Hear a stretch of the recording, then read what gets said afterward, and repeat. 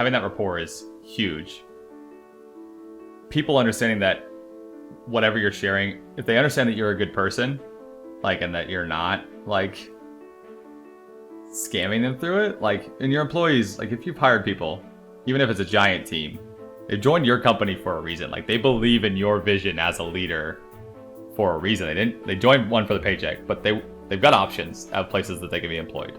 They could go take a job at a similar company with different values than the ones that your company has. But they're there because they believe in what you're doing.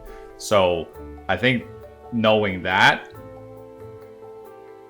in that context and that relationship, that should make things a lot easier. Everyone's talking about the metaverse these days, but Workplace from Meta is different. I mean, the clue's in the name, right? Workplace is a business communication tool that uses features like instant messaging and video calls to help people share information. Think Facebook, but for your company. It's part of Meta's vision for the future of work, a future in which your job isn't just something you do, but something you experience. And if you've been listening to this show, you know that experience is something that I am very passionate about and talk about a lot.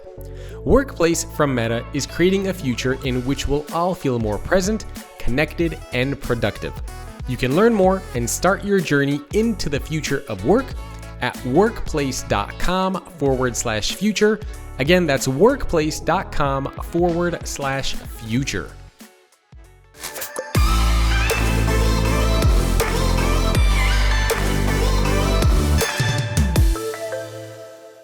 Hey everyone, welcome to another episode of Leading the Future of Work. Braden, thank you for joining me today.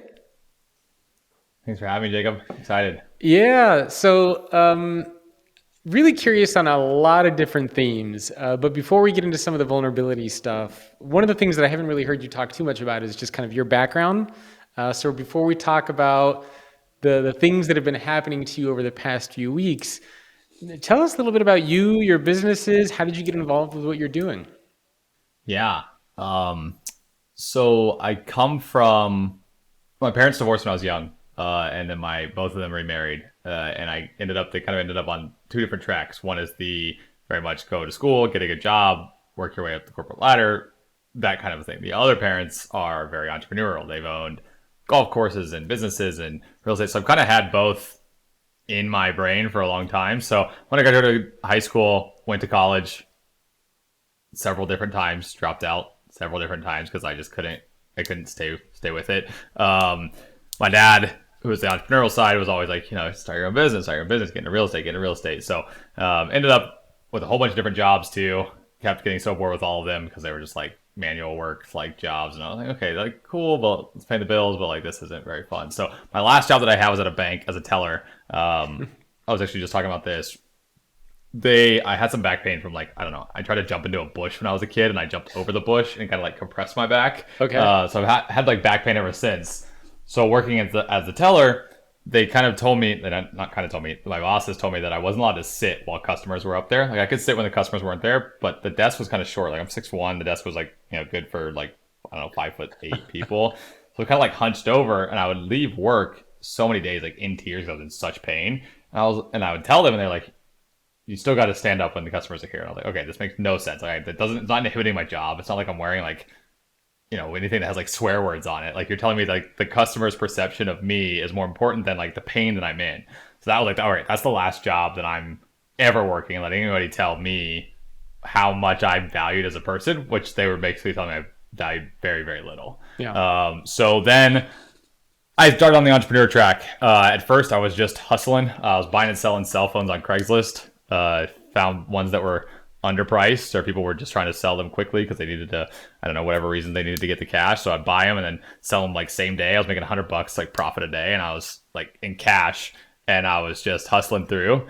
And it was great. And I was like, wow, I'm working like an hour a day. I'm just sitting here like at home hanging out, and then I'm just gonna go meet somebody by their phone, make sure it all checks out, it's all good to go, and then I'm gonna go list it, make it a better listing, put more effort into it, and resell it. And it was so fun. So that was like the first real stab of like owning my own business, I guess, or like doing my own hustle, profits, I would say. Then I got into kind of some sales careers. Like from there I went into like B2B sales. I was doing sales for Aflac, sales for like commercial construction as well, and residential construction. Started doing some door-to-door knocking, started doing some cold calling. It was great. I made a lot of money doing that, which was fun. Then I started the old HyperSocial, got into Instagram marketing, ended up like spending all the money that I made from sales, kind of blowing through it like an idiot. Got my car repossessed. I bought an Audi for like whatever reason. I thought I was a baller. Bought an Audi, got that repossessed. Got kicked out of my apartment. Started like the old HyperSocial, like my last $150 out of like a Kia Sportage, like a 1995 Kia Sportage that was like in terrible shape. Ended up getting an offer from a hotel in Dominican actually to come stay for free in exchange for marketing services, like just helping them with their marketing, which is really cool. And I was like, yeah. So me and my dog up and left, spent the whole year doing that, actually, like 2 months in Dominican, then 4 months in Ecuador, 4 months in Costa Rica, and like Wow. 2 months in Nicaragua. Yeah, it was pretty awesome. So like in Costa Rica, I was in an Airbnb on the beach. Like from our front door to being in the water was like 30-second walk across the beach. Wow. And so did that, didn't pay rent for the entire year, just, help people with their marketing and their Instagram and that kind of stuff. While I was doing that, I realized I couldn't do the cold calling, wasn't growing HyperSocial immediately how I wanted it to. So I got into LinkedIn and was like, okay, let me take some of the things that I knew from my old sales careers. Let's apply it towards selling what I have here. Because I couldn't cold call people from a Costa Rica number in the US because where my clients were, and like expect people to answer. So got into LinkedIn, started doing that. Fast forward, almost done, I swear. Fast forward, a couple of years, Instagram changed their algorithm. I started enjoying it. Most of my clients were like, I don't know, fashion bloggers and stuff like that. And I'm like, not a fashion person or blogger, either kind. So, t-shirt and shorts kind of a guy. So my girlfriend graduated from Ohio State, got her master's. I said, hey, we're going to get a van. We're going to go full time. We're going to switch how HyperSocial operates. We're going to help others do their LinkedIn, with their B2B side. And we bought a van. We've been living in it for the last 2.5 years. We're getting ready to sell it now. We've been living in it full time for the last 2.5 years, traveling throughout the US and Mexico. And Wow. that's the background of where we got to today. That's crazy. So from what I recall reading, you had like what, 15 or 17 employees at HyperSocial, was it right? That's right. And then Yeah, 15 now, yeah. Okay, and it sounds like what happened, kind of the pandemic made things a little tough for you guys, right? The pandemic overall was, for business, it was good. Okay. I'm not grateful for it in any way, but because people could do less in-person selling and less knocking on doors, like it made people and more Zoom calls. One, it made it easier for us to meet with people because we're doing selling via Zoom now. Two, people realized they couldn't just use the same methods. People weren't answering their phones nearly as much during COVID for cold calling. People were trying to see what things they could do. So actually, on the business side, when COVID hit, at first we lost like a few clients. Like right when it hit, a lot of clients like pulled back their budget. But then the influx of clients of people who like figured it out from there, like it was like business boomed because of COVID. So what happened a few weeks ago? It sounded like from what I gather online, you had to let go of a couple employees, right? That's right. Yeah. So we grew HyperSocial with kind of monthly managed services, similar way to a lot of agencies operate. $500 to $1,000 a month is how we were growing. But for like scaling side, we were putting a lot of money into hiring additional people, where I wanted to kind of take care of the team that we had. Like wanted to make sure that they were taken care of, making sure that they were making plenty of money and we were giving them the benefits and all the stuff they needed. So I was like, I repositioned how we did it, where it was kind of more doing a larger upfront deal with our clients, but then we were basically teaching them how to do what we would do monthly and then hand it off to them after that. Okay. But with a lot of the clients that we were working with, it wasn't selling enough. So then they were just paying us for like software at that point. And so then our human costs weren't as necessary because we had like a start and an end date with clients. So we could take on several and then it would end and they would still make some like smaller recurring from there. But it just didn't take that well. So then, revenue kept going backwards and I kept like sticking with that. Like, I know we're going to be able to close deals on this. I know it's going to be worth it. Eventually we have decided to switch back, but the revenue at that point, and we were just closing enough of those deals that it decided that these positions weren't necessary now for where we were at. Okay. And then so you had to let go of some employees and, people who are not familiar with the story, I guess the way that I read about it online is you had to go through layoffs, and I think you let go of 2 or 3 people, right? And you ended up putting a picture of yourself. You were very emotional about going through these layoffs, and you put a picture of yourself in tears on LinkedIn, which I'm sure you had no idea what would happen afterwards happened. And then all of a sudden, it gets picked up in like every major media publication. Everyone's talking about it. It goes over LinkedIn. You get thousands. I think last time I looked, it had around 11,000 comments from people around the world. And it was nuts. Like I was even walking my dog the other day, and I saw my neighbor Jerry, and I was like, "Hey, did you hear about this on LinkedIn?" And he's like, "Oh yeah, it popped up on my feed that CEO." Like literally everybody has heard about this. My mother-in-law, who's visiting us from Savannah, Georgia, she was in the kitchen the other day, and she's like, "Jacob, did you read this article in the New York Times about this CEO that put up a?" And I'm like, "Oh my God." To me, it was the equivalent of, remember a couple of years ago, somebody was doing an interview and their kids like walked into a live interview in the background and that became like a viral video. Uh-huh. This to me was like the Yep. equivalent of that, of how quickly and how much it spread. And the fascinating thing is I was going through the comments, it seemed like a lot of people were I mean, you got some ridiculously angry comments on that post. So what were you thinking, like, as you were seeing this and people were talking about you? It must have been pretty upsetting for people to say, "Oh, he's a narcissist. He wants people to pity him. He's a victim." Like, what was going through your mind when you basically saw the world trash talking you? Yeah. So the one thing I will say is that none of the news articles can see and what no one else can see is the amount of messages I got in my inbox that were like straight to me, and those were 99.9% positive, supporting. Thank you for this. Glad you did that. So there was that piece like getting me through it at the beginning. So when I made that post, and I'm sitting here like the rest of the evening watching it get viral. And at first there was a couple trolls, then I was spending a lot of time responding to comments at the beginning, and I was like, okay, there's a lot going on. But the next day, when all of like the hate, I feel like the hate really started the next day. Sorry, excuse me. I kind of just sat there but I knew that what I had posted came from with good intentions. Like I'm always a big believer of like, you can do the wrong thing based on good intentions. And I think that that's still better than doing the right thing based on bad intentions. So Yeah. like, I knew my intentions were pure. I knew the post came from my heart. I knew that I wasn't trying to be narcissistic. I knew I wasn't trying to put down what the employees that I'd let go were feeling. I wasn't trying to say that my stuff was more than like, so I knew all this stuff was false.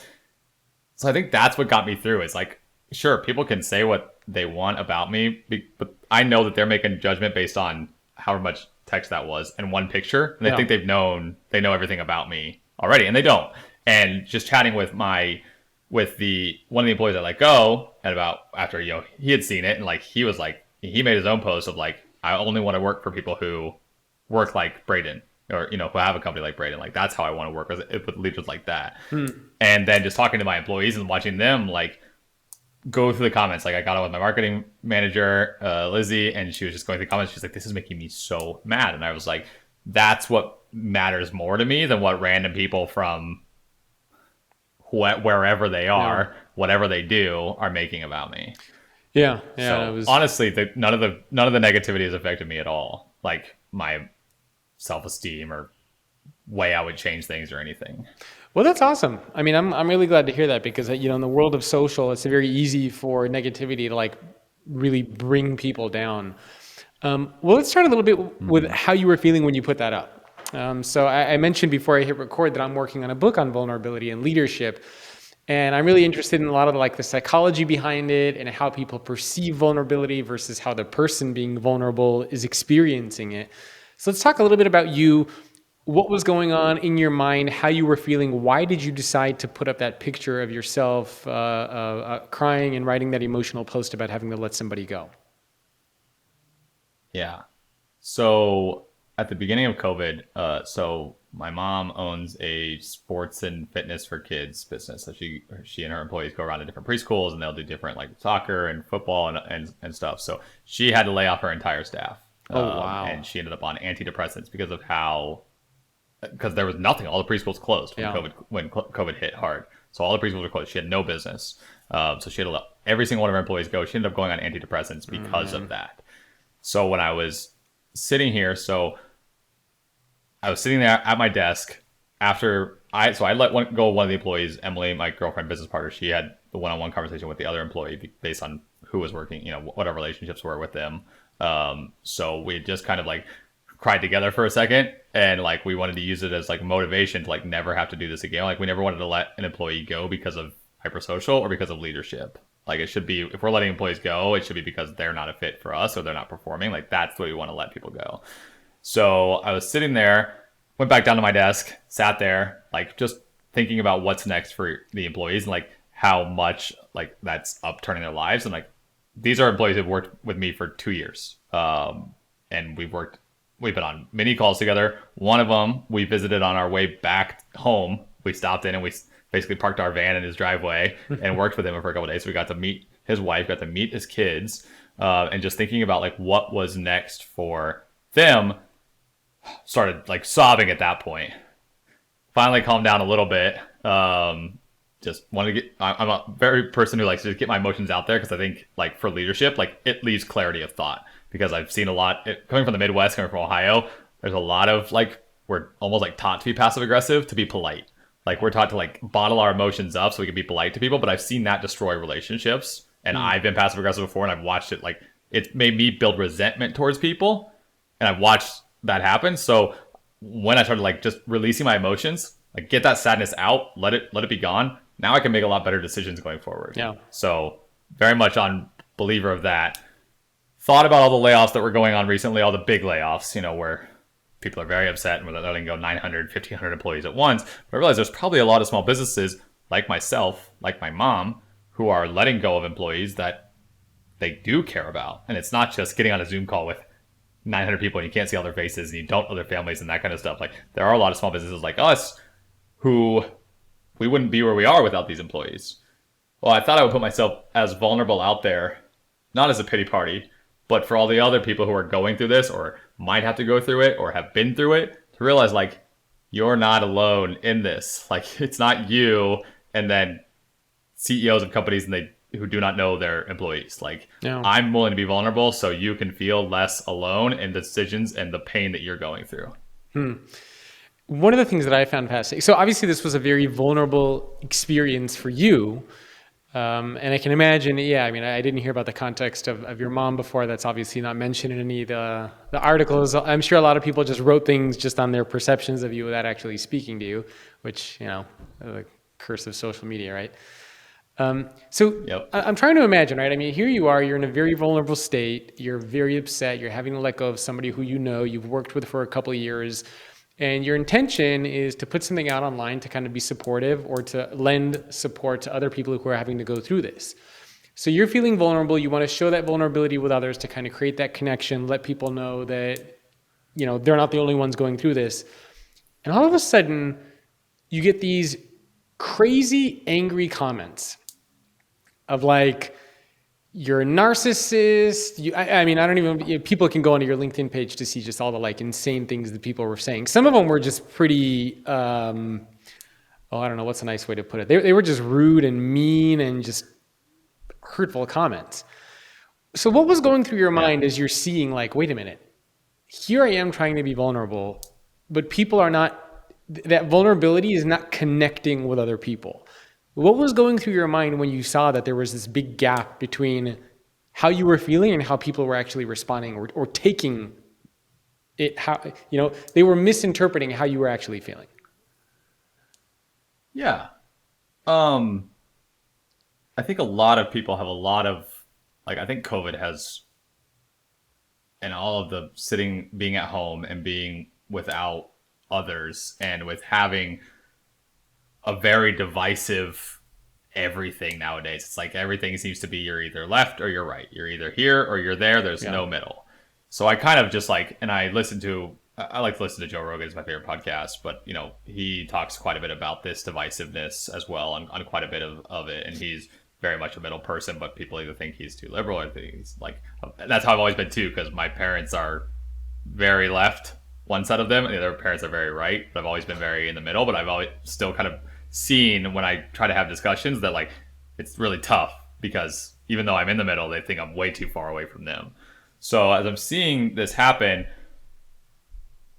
I realize that there's a lot of pain going on in the world, and I'm sure there's people who have been let go by people, and I think that there's also a lot of, I guess, bullshit on social where people are pretending to be what they're not. Like, we live in a Yeah. fake it until you make it world, and that's the, I guess, the other side of social, of like, you're trying to pretend to be something that you're not.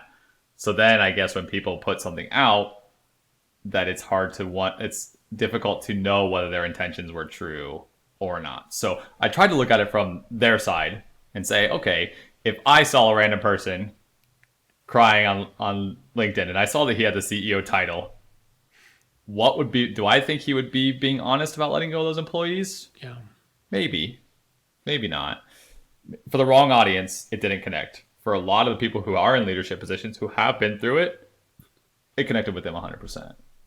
So I think it was just trying to look at it from both sides without assuming too much from their side. And I don't know what they've been through recently. I don't know if they've been laid off. I don't know if they're, what's going on. So I just kind of assume that they're probably hurting too. So that's actually really interesting because, a lot of times people are vulnerable, whether in a work setting or with somebody else. And, it doesn't always go well. Most of the times it does, and people won't use it against you. They're not going to betray you. They're not going to try to hurt you with it. But sometimes vulnerability doesn't go according to plan, such as in your case, or it doesn't resonate, or it doesn't connect with other people. And oftentimes the immediate response to that is, well, I'm never going to be vulnerable again. But it sounds like in your situation, when you saw that this was happening, instead of getting defensive about it, you were kind of a little bit more empathetic about it. And just, I would feel that way too if somebody random posted this, or they must be going through a tough time. So I love that approach because it's not easy to do that, right? Most people, probably myself included, would have been like, F you, like the hell with you. And you have this very different approach to it, which I love. You mentioned something interesting, which was that it resonated with a lot of the leaders, but maybe not so much with non-leaders in organizations. Is that right? Yeah. I think people who have never been in those shoes have no idea what the emotions are on that side. They may have felt the emotions on being laid off or being fired, or they maybe have been in that spot, but they haven't been in the shoes of somebody who's had to let other people go. Oh, yeah, that would make sense. So the leaders were more supportive, and people who are non-leaders were, it seems like, one of the ones leaving some of those angry comments. Mm-hmm. Okay. And so how did you get into that mindset of like practicing the empathy instead of getting upset at all these angry comments that you were getting from everyone?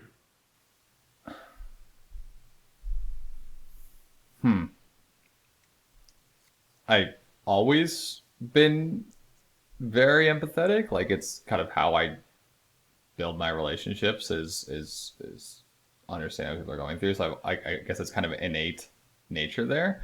And at first, I was a bit more defensive, and I was explaining, like, people accuse me of like, oh, you're still taking home millions while you're letting these employees go, and I'm like, oh no, I've cut my salary. Like, that was the first thing I did. Like, I did. So I was defensive on that side, not necessarily like attacking anybody. Yeah. But just like, defending myself. And then the comments just like, I guess, kind of just overflowed. And I was like, okay, I mean, there's a common theme here. So something isn't connecting the dots the right way. So I assumed it was my lack of writing skills in the post itself, or some lack of clarity on the way that I was explaining things that kind of put it out there. So I don't know if there was a turning point on it. I know that when my employees were talking about it to me, with me, that they were just like, I just felt like it was just you. Like, those people who know me way more. So I guess it was just like, I almost ignored the others. Yeah. And then like eventually it just like got to the point where I was just like replying like sarcastically. I still wasn't attacking or anything by any means. I was just like, yep, you got me all figured out. Like, thanks. Yeah, it was funny because I was actually... I don't know if there was a turning point or like an exact moment. Okay. Yeah, I was looking through some of the comments, and you see some comments on there that are like, I commend you for sharing this. Thank you for having such a big heart. And other people are literally right below that are saying this is manipulative. This is what LinkedIn has become. And, so I'm kind of really interested, kind of getting back to the psychology of like getting in your head a little bit. Did you feel like you needed to correct people's perceptions and justify how you were feeling, or did you kind of accept that this just became out of control and that, what people want to think is what people want to think, and what the truth is, and you're just going to move on? If the numbers had been lower, if I had less comments and less views, but it was, let's say instead of 11,000 comments, if maybe I had 100 comments or 110 comments, like 1% of that, and and it was the same thing of like people leaving negative things. So I think at the beginning, I was very defensive on it because I was like, okay, only a few people are seeing this and they're, having a negative reaction. Yeah. Once the next morning when I woke up and it was at 3 million, and then I went out at 3 million impressions, then I watched it go to like 4.5, and I received like 2,000 connection requests overnight. I realized the thing was way bigger and that there's a lot. It was reaching audiences that I never expected it to. Right? I was sharing it with my LinkedIn connections. That was who I was sharing it with, was not the whole public. And that's when I was like, yeah, okay. There's 8 billion people in the world. Yeah. 11,000 comments. So even if half of those are bad or 75% of those are bad, that's still such a tiny percent of the overall population. Yeah. So what do you do when you're vulnerable and it doesn't? I think that's what did it, was when the numbers started really increasing. Okay. So what do you do then when you're vulnerable and it doesn't connect with other people? Because I don't know if this has ever happened to you before. I'm sure it's happened to a lot of people who are going to read the book or who might watch or listen to this. So when you're vulnerable and it doesn't get, people don't perceive that vulnerability and they kind of twist it a little bit, what do you do? It's a good question. If it's a smaller setting of people that like you already trust and like and know and respect, and like that they love you and that you love them, like, and you care for them, I think it's worth continuing that conversation, like to figure out why they didn't take it the right way, or why it wasn't come off the right way. Like, I think those are normally if it was me and one other person I was trying to be vulnerable with and then they didn't take it the right way, like I would try to understand the source of it. For something on this scale, it's a lot tougher. Yeah. Right? Like, it's hard to know how every single different person perceived it. Like, I can't go have conversations with all of them at once and or separately. Like, still got to run a business too. I still got to, take care of the employees, the people who are actually helping me build the business, the people who are, and our customers. Like, those are people I need to go spend more time with and less time on the people on social media. So, but in smaller settings, people you care about, understanding why it was perceived differently, and then ask them how they would have handled it. Workplace is a business communication tool from Meta. Think Facebook, but for your company. It's part of Meta's vision for the future of work. A future in which we'll all feel more present, connected, and productive. Start your journey into the future of work at workplace.com/future. Again, that's workplace.com/future. Well, you actually bring up a pretty interesting point, which is being vulnerable with people that you already have a relationship with versus being vulnerable with people that you don't have a relationship with. Because that's one of the things that at least I'm exploring in the book. That's one of the things that a lot of people are trying to figure out inside their organizations, right? Who can you be vulnerable with? How do you start introducing vulnerability inside your company? Any thoughts on that? Is it different for you when it's strangers versus not? Because you kind of just went out there and shared something very personal that you might typically expect to share with a small group of people, but with the world. So internally, we started taking some personality tests. Emily, girlfriend, she read the book. Oh shoot, what is his name? Oh gosh, I'm blanking. She read a book. There was a personality test in the book. We took it. It talked about our strengths and weaknesses. And okay. I wanted people to understand, God, what? I am so upset. Principles. That's the book. Sorry. I got excited.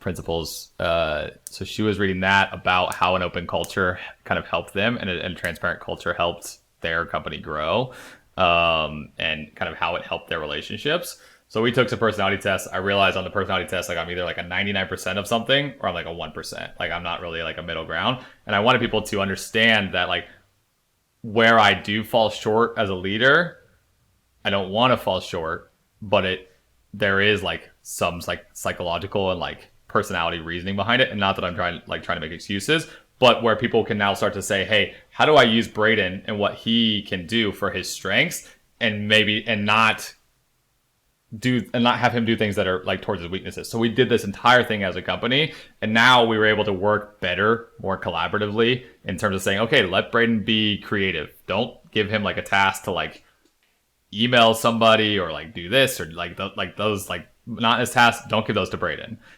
Have him figure out stuff, have him be creative, like. And then, but the same thing with our whole team. Like we figured out that other people were, better at being orchestrators. They're better as implementers, or whatever it is that they are. And now, when we do projects together or we have stuff going on, we say, hey, let's use your skills to your advantage to better position you in a better light. So I think vulnerability is less like, hey, I'm just weak at this, like feel bad for me, and more like, hey, like I struggle with this, and of course I don't want to just say, hey, here's the things I stink at, like Yeah. here I am, like I'm never gonna try and improve them, like I'm always trying to improve those things, but I'm also a fantastic human and a fantastic leader and person on these things. If you give me these, you're gonna be so much happier working with me than you are if you give me these. So I think that's really where it started to stem from, is to say like, if we can share the things, like you're gonna feel less bad about like the things you don't complete. Like I'm really bad at tasks. I'm just like, I think I was 1% on like task completion. Just like giving me a to-do list and going through it, not my thing. Collaborating and working with others, way up there on my thing. So I just like had this thing of like, I feel like I'm letting my team down, but maybe if they understood where it came from, they would understand that I'm not letting them down on purpose, and they would actually see me in a better light. And then we could see all of our employees in a better light of, oh my gosh, we're giving you stuff that you're not built to do. Like, let's give you stuff that you're built to do. I think that's where the vulnerability got shared, like, and we really started with it. And I was like, oh, okay, like now people can understand. And so when I went to, I guess, public with it, was just stemming from lots of real conversations that I've been having a lot more recently with employees and with even friends and things like that. So people to know me and think that I'm great for the things that I'm great at. And sure, I've got flaws too, but that's humans. So did you learn anything specific about vulnerability after this experience? For example, did you learn like what to share with who, to share things privately, or for example, are you never going to post anything like this on LinkedIn again? I did not learn that. I don't know if I'll add the visual component to it. But what being in the world that we live in, we like these underdog stories, right? We like the underdog that beats the great championship team, and the people who aren't anticipated to win, or we like these rags to riches stories. People who were broke and they were, now they're rich, and we want to hear once they're there. But I truly believe that like there's so many people who aren't here yet, and sure, you need to have those people as like motivation and like inspiration, be able to like see what they went through, got to get you there. But what about all these people who are still here? Yeah. Who feel like they're the only ones here. Everybody else has already made it. So by sharing that, I feel like we get to be more togetherness and help drive each other forward.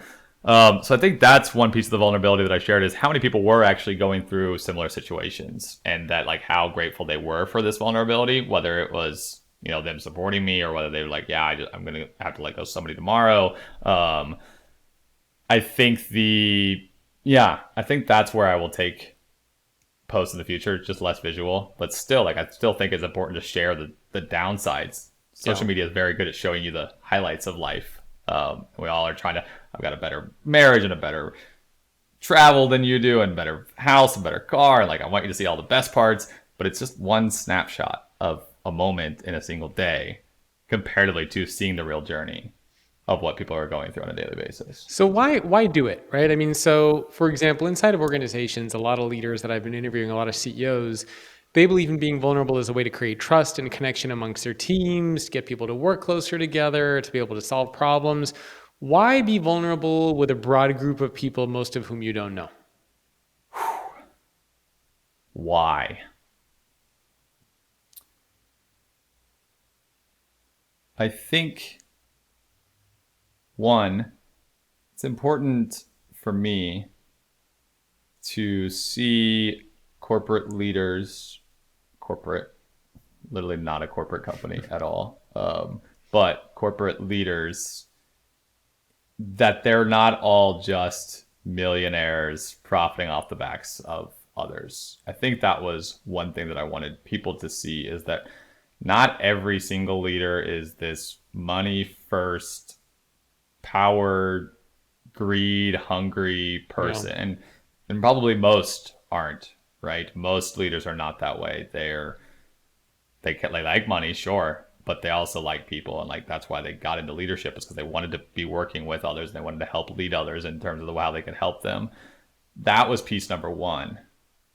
And then the other piece was definitely the, I don't want leaders to feel like they're alone in their journey. I don't want people to just, owning your own business is hard. It's really hard. And leading people is hard. And trying to make everybody happy is hard. And you will just never be able to do it, even inside of your own company. Like, and I would say most decisions we make our employees happy. I'm sure there's plenty of ones where we're like, whoa, that didn't go off with the employees as well as, or our employees as well as we wanted. It didn't go off with this team as well as we wanted. So, but I think it's important to know that we don't all have it just figured out. There's no like, I'm sure that, there's plenty of CEO playbooks, and there's plenty of, books like this one on, vulnerability in leadership. And, but there's no like, I don't know, we're normal people too. And I want other business owners to like know that like you got this. Like, it's going to be tough, and you're going to cry, and you're going to go through some shit, and you're going to have your ups and your downs, but like, you have to keep going.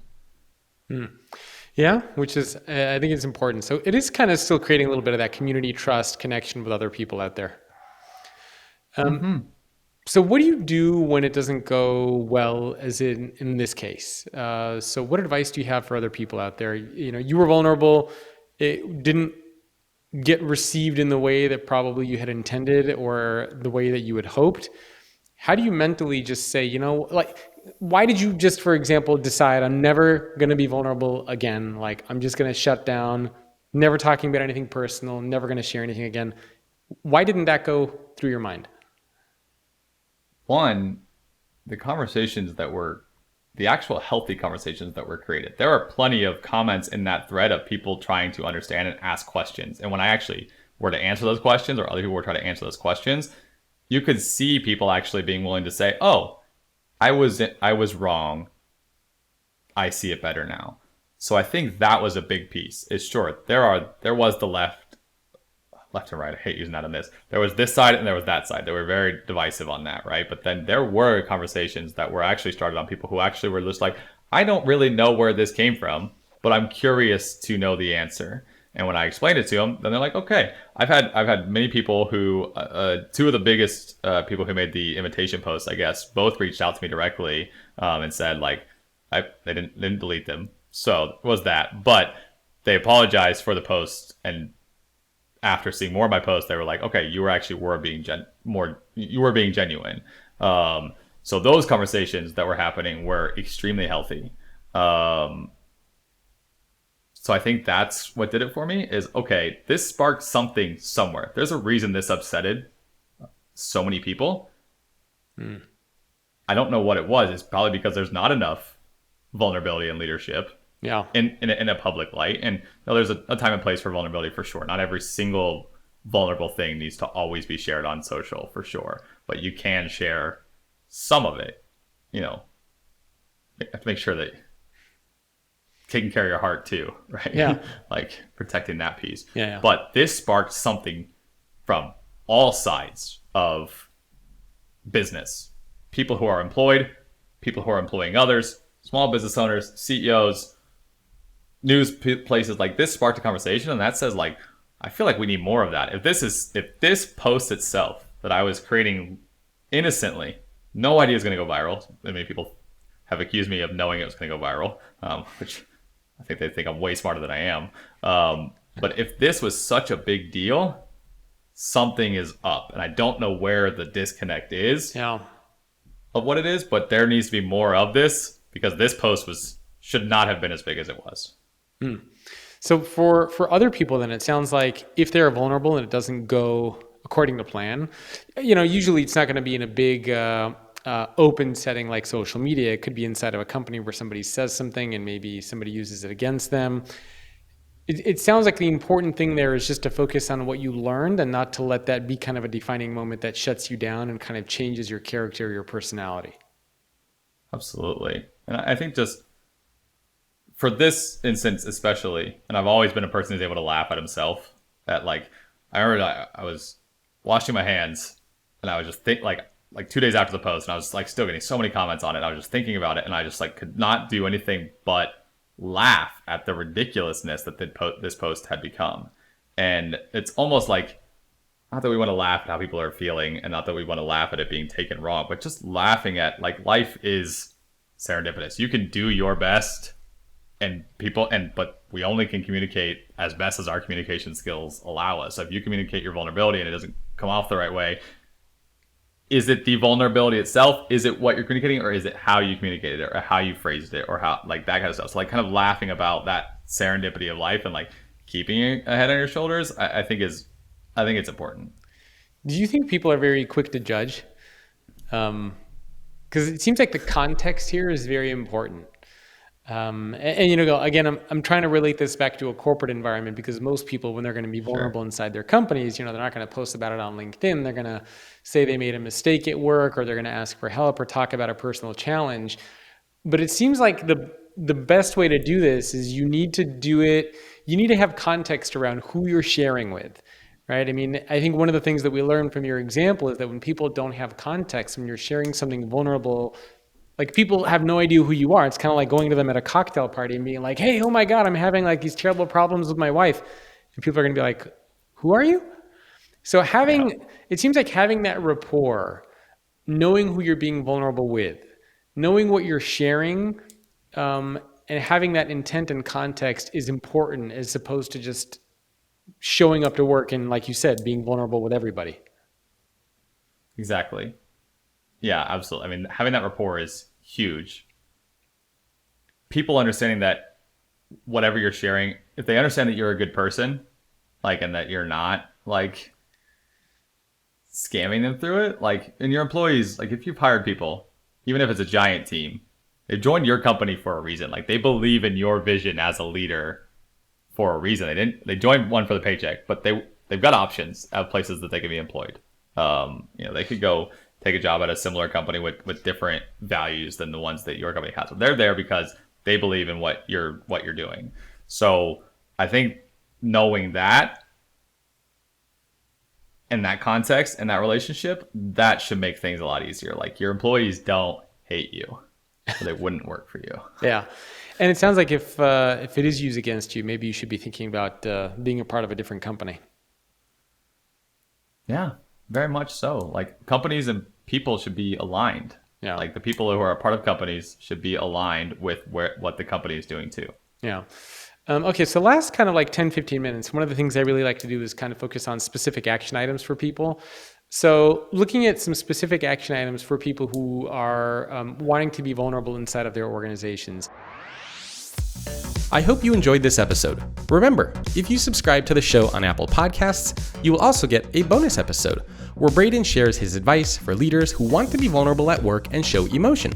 He has some great tips from firsthand experience and talks about what happens when vulnerability resonates and when it doesn't go so well. You can sign up for $4.99 a month or $49.99 a year. It's less than the cost of a cup of coffee a month, and you get ad-free listening, early access to new episodes, and bonus episodes like the one with Braden. I hope you decide to subscribe and support the show.